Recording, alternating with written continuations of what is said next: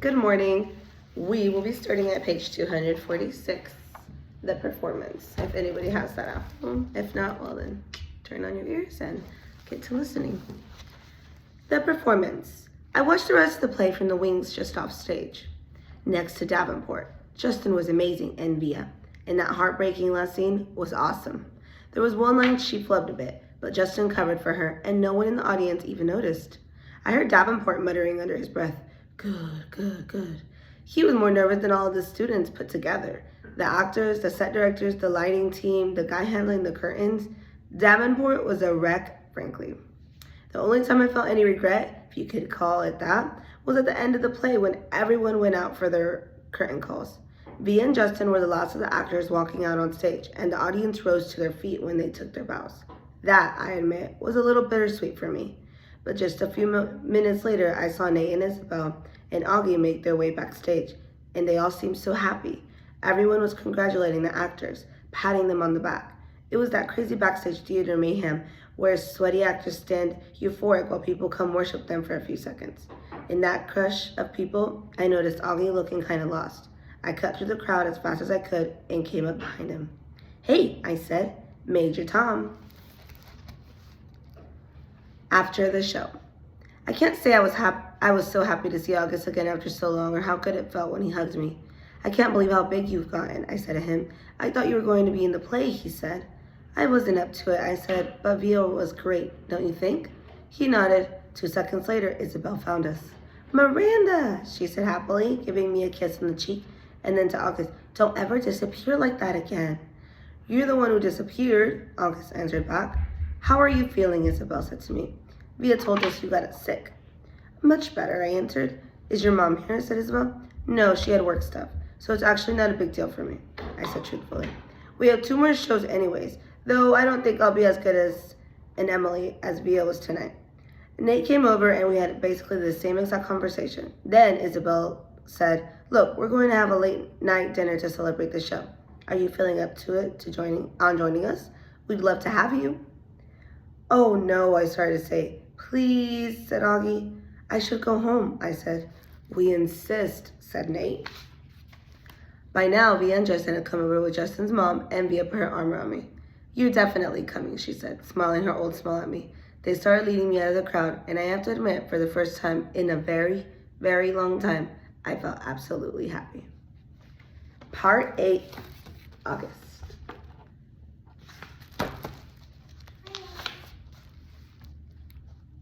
The 5th grade nature retreat.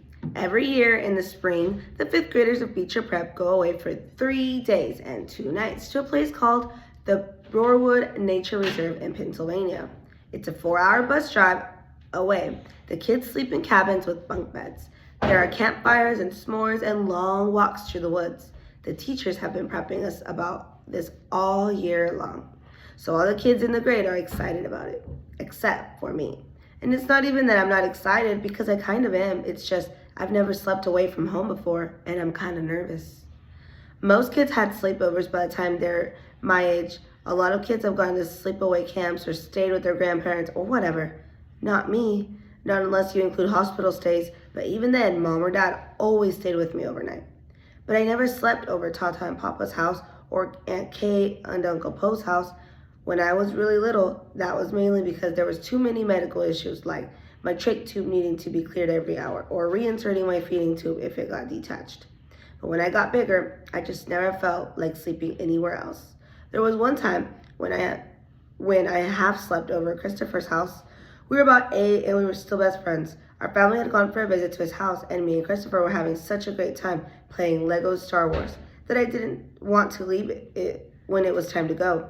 We were like, "Please, please, please, can we have a sleepover?" So our parents said yes, and Mom and Dad and Via drove home, and me and Christopher stayed up till midnight, playing until Lisa, his mom, said, "Okay guys, time to go to bed."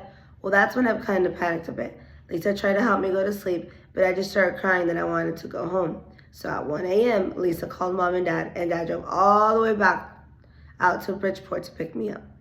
We didn't get home until 3 a.m., so my one and only sleepover up until now was pretty much a disaster. Which is why I'm a little nervous, because of the nature retreat. On the other hand, I'm really excited. Known for. I asked Mom to buy me a new rolling duffel bag because my old one had Star Wars stuff on it, and there was no way I was going to take that to the 5th grade nature retreat. As much as I love Star Wars, I don't want to be known for that. Everyone's known for something in middle school. Like Rita's known for really being into marine life and the oceans and things like that. And Amos is known for being a really good baseball player, and Charlotte is known for having been in a TV commercial when she was 6, and Jimena is known for being really smart. My point is that in the middle school, you kind of get known for what you're into, and you have to be careful about stuff like that. Like Max G and Max W will never live down their Dungeons and Dragons obsession. So I was actually trying to ease out of the whole Star Wars thing a bit. I mean, it'll always be special to me, like it is with the doctor who put in my hearing aids. It's just not the thing I wanted to be known for in middle school. I'm not sure what I want to be known for, but it's not that. That's not exactly true. I do know what I'm really known for, but there's nothing I can do about that. A Star Wars duffel bag, I could do something about that. Packing. Mom helped me pack the night before the big trip. We put all the clothes I was taking on my bed, and she folded everything neatly and put it inside the bag while I watched. It was a plain blue rolling duffel, by the way, no logos or artwork.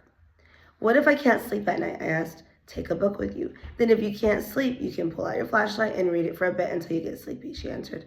I nodded. What if I have a nightmare? Your teachers will be there, sweetie, she said, and Jack and your friends. I can bring Babu, I said. That was my favorite stuffed animal when I was little, a small black bear with a soft black nose. You don't really sleep with him anymore, do you? Said Mom.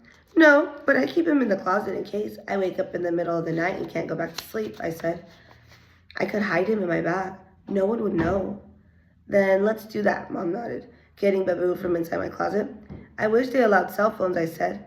I know, me too, she said. Though I know you're going to have a great time, Augie. You sure you want me to pack Babu? Yeah, but way down where no one can see him, I said. She stuck Babu deep inside the bag and then stuffed the last of my t-shirts on top of him. So many clothes for just 2 days. 3 days and 2 nights, I corrected her. Yep, she nodded, smiling. 3 days and 2 nights. She zipped up the duffel bag and picked it up. Not too heavy. Try it. I picked up the bag. Fine, I shrugged. She sat on the bed. Hey, what happened to your Empire Strikes Back poster? Oh, I took that down ages ago, I answered. She shook her head. Huh, I didn't notice that before. I'm trying to, change my image a bit, I explained. Okay, she smiled, nodding like she understood. Anyway, honey, you have to promise me you won't forget to put on the bug spray, okay? On the legs, especially when you're hiking through the woods. It's right here in the front compartment. Uh-huh. And put on your sunscreen, she said. You do not want to get a sunburn. And don't, I repeat, do not forget to take your hearing aids off if you go swimming. Would I get electrocuted? No, but you'd be in real hot water with Daddy because those things cost a fortune. She laughed. I put the rain poncho in for the front compartment. 2. Same thing goes if it rains, Augie. Okay? Make sure you cover the hearing aids with the hood. Aye, aye, sir, I said, saluting. She smiled and pulled me over. I can't believe how much you've grown up this year, Augie, she said softly, putting her hand on the sides of my face. Do I look taller? Definitely, she nodded. I'm still the shortest one in my grade. I'm not really even talking about your height, she said. Suppose I hate it there? You're going to have a great time, Augie. I nodded. She got up and gave me a kiss on the forehead. Okay, so I said we go to bed now. It's only 9 o'clock, Mom. Your bus leaves at 6 a.m. tomorrow. You don't want to be late. Come on, chop chop. Your teeth are brushed? I nodded and climbed into bed. She started to lie down next to me. You don't need to put me to bed tonight, Mom, I said. I'll read on my own till I get sleepy. Really? She nodded, impressed. She squeezed my hand and gave it a kiss. Okay then, good night, love. Have sweet dreams. You too.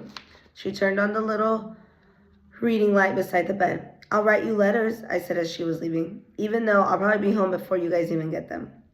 And then we can read them together, she said, and threw me a kiss. When she left my room, I took my copy of The Lion, the Witch, and the Wardrobe off the night table and started reading until I fell asleep. Though the witch knew the deep magic, there is a magic deeper still which she did not know. Her knowledge goes back only to the dawn of time. But if she could have looked a little further back into the stillness and the darkness before time dawned, she would have read there a different incantation. Daybreak. The next day, I woke up really early. It was still dark inside my room and even darker outside, though I knew it would be morning soon. I turned over on my side, but it didn't feel at all sleepy. That's when I saw Daisy sitting near my bed. I knew it wasn't Daisy, but for a second I saw a shadow that looked just like her. I didn't think it was a dream then, but now, looking back, I know it must have been. It didn't make me sad to see her at all. It just filled me up with the nice feelings inside. She was gone after a second, and I couldn't see her again in the darkness. The room slowly started lightening. I reached for my hearing aid headband and put it on, and now the world was really awake. I could hear the garbage trucks clunking down the street and the birds in our backyard, and down the hallway I heard Mom's alarm beeping.